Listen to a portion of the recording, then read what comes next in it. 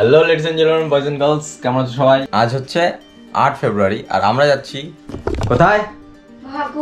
প্রয়াগরাজ। মহাকুম তো ঠিক আছে, তুই রেডি হসনি কেন এখনো? গাড়ি আসবে তবে যা রেডি হ।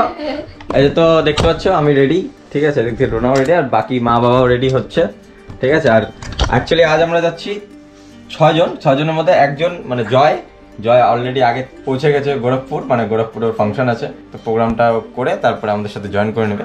বাকি আমরা 5 জন এখন বেরোবো আর গাড়ি এখনো আসেনি, জাস্ট গাড়িটা আসুক, গাড়িটাকে একটু ডেকোরেট করবো যেহেতু আজ যাচ্ছি মহাকুম্ভ। আজকে মানে ঐতিহাসিক একটা ব্লগ এটা হতে চলেছে, তো তোমরা ব্লগটা কন্টিনিউ করে দেখো, ঠিক আছে, পুরো ব্লগটা দেখবে। আর চলো লেটস এনজয় এই প্রয়াগরাজ সিরিজটা, মজা হবে। গাইস দেখতে পাচ্ছ আমরা প্রয়াগের জন্য রেডি হচ্ছি, আমরা তো রেডি, এখন গাড়িকে রেডি করা হচ্ছে। এদিকে দেখতে পাচ্ছ আমাদের হুডিং লাগানো আছে, ডালখোলা টু প্রয়াগরাজ। চলো মজা হতে চলেছে, লেটস গো। হর হর মহাদেব।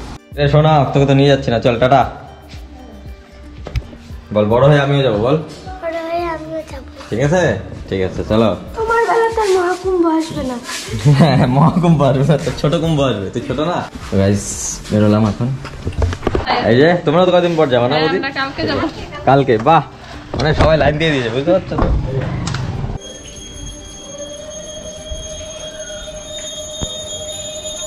হর হর মহাদেব।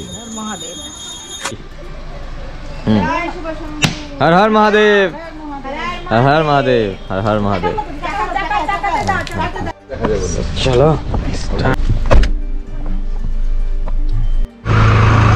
আমরা চলে আসছি ফিল আপ করাতে, ফিল আপটা হয়ে গেলে আবার রওনা দিয়ে দিব।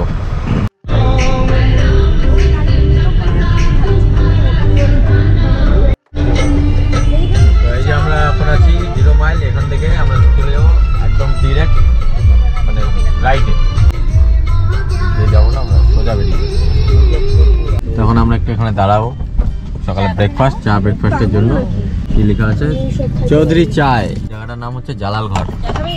চলো নিচে যাই, কিছু সকালে চা খাবার খেয়ে নিই। চৌধুরী চা এখানে দাঁড়াবো, পাশে এটা মন্দির আছে একটা, মা কালী মন্দির, মা কালী মন্দিরের ঠিক পাশে জালাল ঘর। তো এখানে আমরা পুরি সবজি খাবো, আমি, বাবা, তারপরে যে বিশাল যে ড্রাইভার আছে, ঠিক আছে। আর মা টোনা আর মৌ এরা খাবে না, টোনাদের জন্য মুড়ি, সবজি দিয়ে ওরা মুড়ি খাবে, সবজি নেওয়া হবে এখন দোকান থেকে। মানে অনেক রকম লোকজনকে নিয়ে চলতে হয়, বুঝতে পারছো তো। তো এদিকে পুরি সবজি খেয়ে নিচ্ছি আর এদিকে ওরা মুড়ি সবজি খাচ্ছে, মুড়ি সবজি। ঠিক আছে খাও খাও। তো আমার পুরি খাওয়া হয়ে গেছে, এখন আমি একটু মুড়িতে হামলা করি, ঠিক আছে। এই যে বুঝতে পারছো, মুড়িটা দেখে একটা আলাদাই লোভ লাগছিল, আমিও খেয়ে।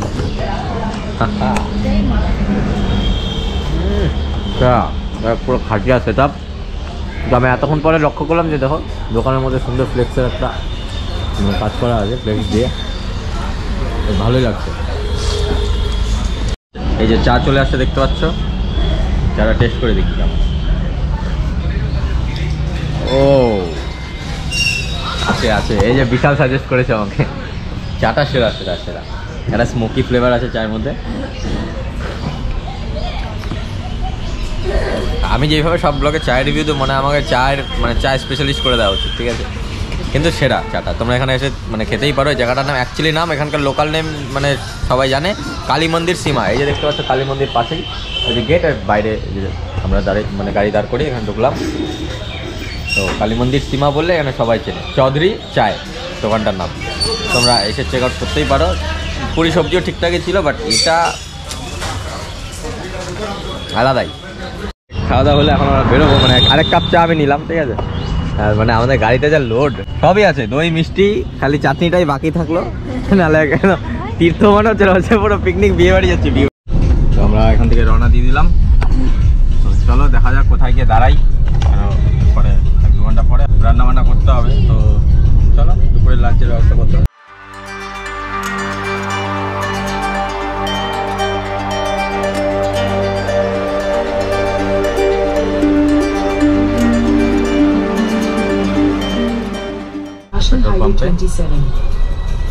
তো আমরা এখন আছি জায়গাটার নাম ঠিক জানি না, পরে তোমাদের বলছি। ডালখোলা থেকে প্রায় 250 + 255 কিলোমিটারের মতো। তো এখানে আমরা পেট্রোল পাম্পে দাঁড়ালাম, দেখা যাক এখন এখানে রান্নাবান্নার ব্যবস্থা পারমিশন। বিশাল তো জিজ্ঞেস করতে গেল, এখন আসুক, মানে পারমিশন দিল কিনা জানি না। ঠিক আছে, হবে, ওকে, ডান ডান ডান, হবে হবে। চলো রান্নাবান্নার সেট আপ শুরু করা যাক। রান্নাবান্নার সেট আপ নামানো হচ্ছে। যে এখন তোমরা দেখো পুরো সেট আপ রান্নাবান্নারে রেডি হয়ে গেছে। এখানে ভাত চেপে গেছে, ঠিক আছে। এখানে আমরা খাচ্ছি শশা, আর এই যে শশার খুরমা একসাথে খাচ্ছে, আর বাবা খায় বাড়ির ভিতরে বসে বসে খাচ্ছে। যে একটা দিয়ে হচ্ছে না, এবার এই যে এখানে চুলা ঐতিহাসিক চুলা জ্বলে গেছে। উলু দাও, প্রথম চুলা এটা, ঠিক আছে। প্রায় দীর্ঘ অপেক্ষার পর এই যে আমাদের খাবার রেডি আছে, অলরেডি খেয়ে নিয়েছি। আলু সিদ্ধ, ভাত, পাপড় ভাজা আর ডাল। সিম্পল খাবার কিন্তু ফ্রেশ খাবার। চলো আপাতত খেয়ে নিই, তারপরে দেখা করি। তো এই যে প্রায় 4:30 বাজে, তো আমরা এখন পেট্রোল পাম্প থেকে বেরোলাম। ঠিক আছে, দেখা যাক কখন পৌঁছাই, মানে পৌঁছাই বলতে গিয়ে এখন দেখি কতদূর যাওয়া যায়। ওখানে গিয়ে থেকে যাবো আজকে রাত্রে। আমরা মুজফ্ফরপুরে থেকে যাতে যে দেখতে পাচ্ছি এই রাস্তাটা এখান থেকে ঢুকে যায়, ম্যাপ দেখে চলে আসবে, সোজা যেতে বলছে ম্যাপ। একটু দাঁড়াবো এখানে চা খাওয়ার জন্য। তো চা কে কে খাবে? চা, চা, মৌ চা, বাস। চা না, চা ছাড়া হয়, সন্ধ্যা হয়ে গেছে, চা খেতে হবে। তো এই যে চা, জায়গাটার নাম ঠিক জানি না, কিন্তু চাটা খেয়ে নিই। চা ইজ ইম্পর্টেন্ট। এখানকার কিন্তু আমি একটা জিনিস দেখলাম, বিহারের মানে বেশিরভাগ চাই স্মোকি ফ্লেভারটা পাওয়া যাচ্ছে। এটাতেও আছে হালকা হালকা স্মোকি ফ্লেভারটা।